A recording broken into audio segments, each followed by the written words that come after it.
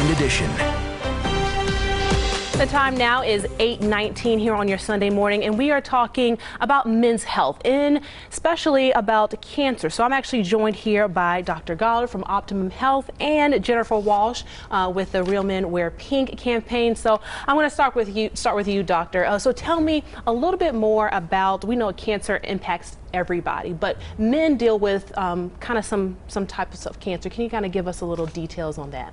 Sure. There are several cancers unique to men, of course, namely prostate cancer and testicular cancer. Testicular cancer is a dreaded disease of younger men with an average age of onset of 33 years old. It's not nearly as common as prostate cancer, which has an average age of onset in the 60s.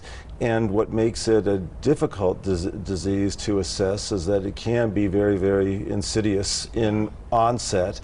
And sometimes it's very, very indolent. Wow. Some men die with it rather than of it. Yeah. And then, of course, there are the other cancers like colorectal cancer and lung cancer and all the other horrible diseases which afflict both men and women. So those are some we hear about most often, right? But then there is breast cancer. I know it only impacts about 1% of breast cancer, people living with breast cancer, only about 1% are male. So just tell me about some of the things that men or their wives or just partners should be on the lookout as it relates to breast cancer in men. Sure. Well, this can be a very, very sensitive topic with men. What we tell individuals who have changes in the anatomy of their breast, who might develop a nipple discharge, is to bring it to the attention to their physician. Get in quickly, get an examination, get sent to the right specialist, and get the right imaging so it can be taken care of. Wow. And Jennifer, you're here. Tell me more about your campaign as it relates to, males dealing with breast cancer here in our community. We have some really amazing things that are happening here under the American Cancer Society campaigns in partnership with our groups of Optum Care running our Making Strides. We have the Real Men Wear Pink campaign, which taps executive level gentlemen to raise awareness and funds for the breast cancer awareness, treatment, resources, and things like that.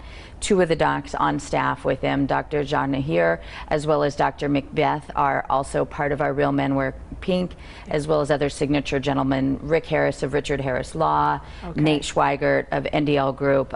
Some really signature men in our community are really working for this cause and raising funds. Wonderful, wonderful. And it's really about raising that awareness, because not so many people talk about it. When you hear of breast cancer, you automatically, of course, think of women and fighting that battle, but there are men out there who are, dealing with this. So definitely thank you all for joining us this Sunday morning, and hopefully we will, again, raise some more awareness about this, and people can, of course, go to your website. Give us that website. Cancer.org has got loads of resources, and there's a ton of resources for anybody who's being affected by cancer. We would ask that you reach out. We can talk to you about all of the things that are available with your American Cancer Society. Wonderful. Thank you so much, Jennifer.